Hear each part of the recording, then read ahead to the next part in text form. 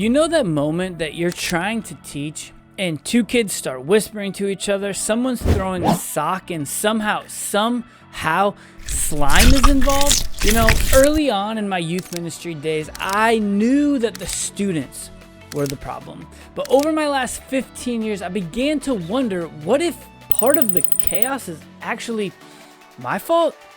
Today, I'm going to be breaking down the 5 levels of taming a wild youth room. And at the end of the show, make sure that you stick around, because I am going to share with you the shift that Marvel understands, that I saw, that I began to start to see students truly lean in without needing to raise my voice. Welcome everybody to the Hybrid Ministry Show. Well, hey everybody, welcome to another episode of the Hybrid Ministry Show. Today we're addressing this question: how do you handle disruptions during teaching time? I'm tired of stopping my lessons to redirect a few. And in this episode, I want to detail and outline my 5 levels of taming a wild room. And here's what you got to understand is that I actually invite and embrace chaos. Like in our space, we could very easily, and let's be honest, probably even more, it would probably even make a little bit more sense for us to do it in rows, but instead we're a middle school heavy on Wednesday night midweek type of context, and we put them around round tables. And last year we increased our chair intake around the tables from 8 to 10. So we're inviting even more chaos to sit around each of those tables. That being said, it's a calculated risk that I, trying to facilitate and operate with the idea of community, am worth and willing to take that risk so that we can get the better end on the other side. However, that does mean that sometimes we do face a wild room. So with that being said, let's dive into my 5 different levels. Level number 1 is this: tell them. All right, tell them to stop talking. And I get it in that question, you're saying like, I'm tired of doing that. Now, if you are doing that on a regular basis, then maybe some of these other levels are going to be worth your while. But to start it off, if you have a wild room, you just need to very simply be firm. And actually, it's interesting because I asked a group of table leaders that I have in my youth ministry that try to actually help keep some of my students on track and keep some of our lessons on the rails, so to speak. And they were asking me the other day, how do you do that? How do you lean in to kind of that with students? And I asked, do you guys think that I'm mean? Do you consider me personally mean? And they're like, no, not at all. And I was like, but am I able and willing to be firm when I need to? And they're like, oh yeah, definitely.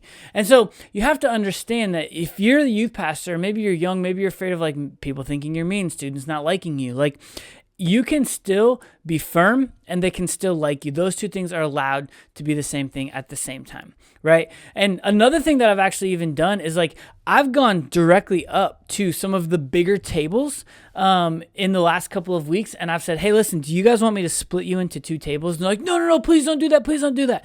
And I'm like, great.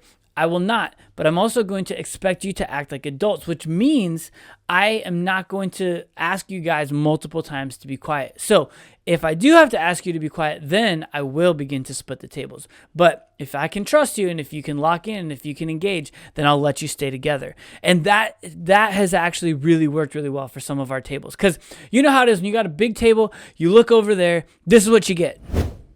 It wasn't me. It was them. It was them. It wasn't me.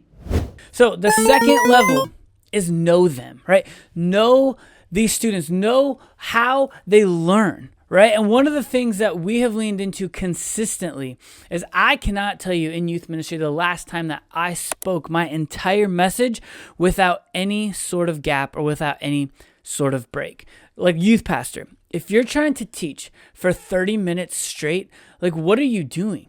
You know that your students don't learn that way. In fact, if you look here at the pyramid of learning, auditory lecture style based learning is the least effective of all the styles of learning. So why are you trying to keep their attention with a lecture style message for 30 or greater minutes? In fact, there's the whole theory that Gen Z and Gen Alpha's attention span is less than 7 seconds. And we get that data from click-through rates and bounce off rates from websites. People spend only on average 7 seconds or less on a website.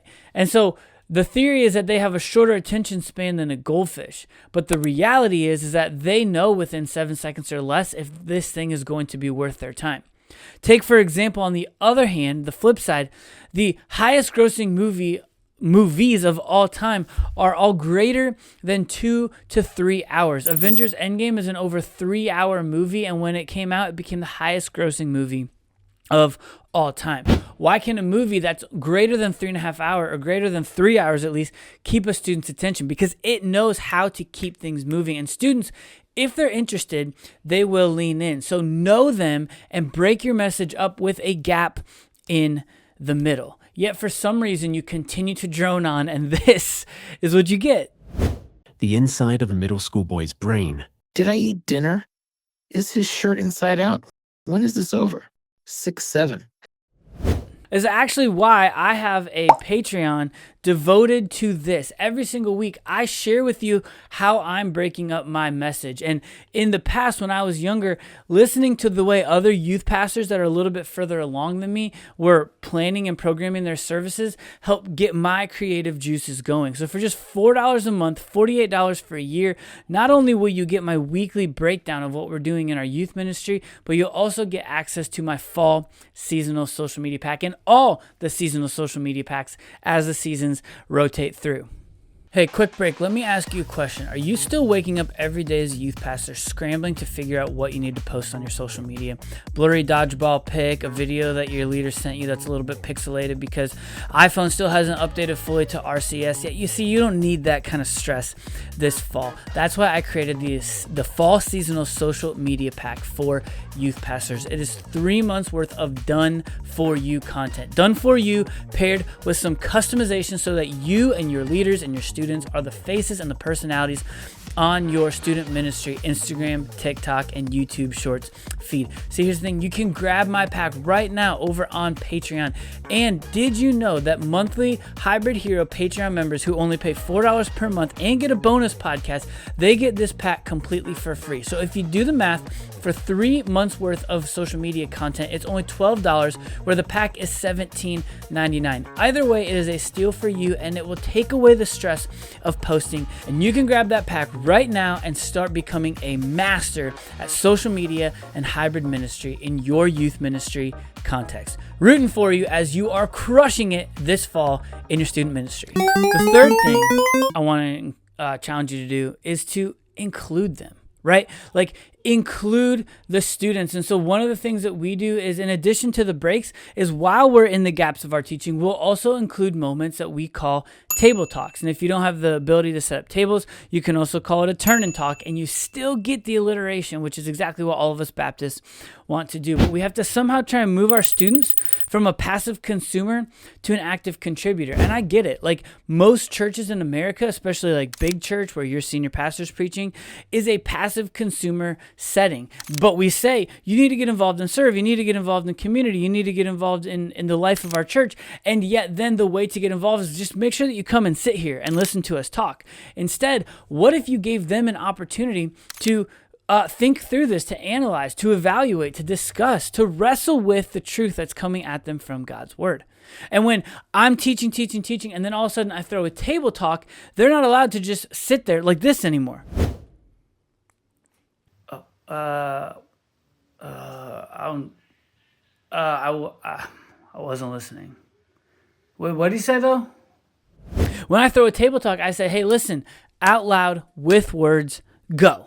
The fourth level is to engage them. So give breaks, create table talks. Those are both natural rhythms and breaks and pattern interrupts that are going to help with the kind of Marvel theory, the keep it moving, keep it going, don't get stale, don't get stagnant 7-second thing. But now when you're actually teaching, use creativity. And once again, this is why I have my Patreon, because I want to help you lean into your creativity. You can make your illustrations better. Right? Like we're using COLEADER, and one of the lessons was talking about a dog pooping on the lawn. Now, that's a great illustration in and of itself. COLEADER, best curriculum on the planet. Use hybrid ministry 10, all one word, to get 10% off your first year of it. But I punched it up a little bit. How? I took their dog pooping illustration and I added a photo of a cute dog. All right. And then after adding the photo of the cute dog, I decided, hey, let's name this cute dog. To the point that as I'm making this illustration about forgiveness of a dog pooping on your front lawn, I had a student all the way leaned in eventually say, we named the dog Buttercup based off the SIDEKICK voting feature, said, hey, Buttercup is cooked, okay? And you got to be using SIDEKICK on the regular because you can add in things. And I added this one on the fly. In fact, on the episode I just recorded 5 minutes ago, the breakdown episode, I explained to you how I came up with this and how I instituted it. And link down below in the show notes will help you know how you can run SIDEKICK and PROPRESENTER at the exact same time. But you need to engage their creativity. You need to make your lessons and your illustrations more creative and help them lean in. And then the fifth and final level here of teaching a wild room is to actually teach them. Like actually teach them God's word. In fact, in an episode linked down below, I talk about a couple of students who came up to me afterward and they said, you need to do that more. And I was like, what is that? And they said, you actually like taught us, like you gave us like a sheet of paper or our Bible, and you were underlining and circling and drawing arrows and helping create like parallels between different like things in the text. Like do that more, like actually leaning in to teach them, not just give them a motivational message, not just give them creativity, not just break up our programming, but actually teach them something valuable and meaningful found in God's word. That's the fifth level of helping tame a wild room. And doing all 5 of these things on a regular and consistent basis for us has really helped lean in and created value and opportunity within our youth ministry. Well, hey everyone, I hope you found this episode helpful. Tap the next episode, subscribe here on screen. But until next time, and as always, don't forget, stay hybrid.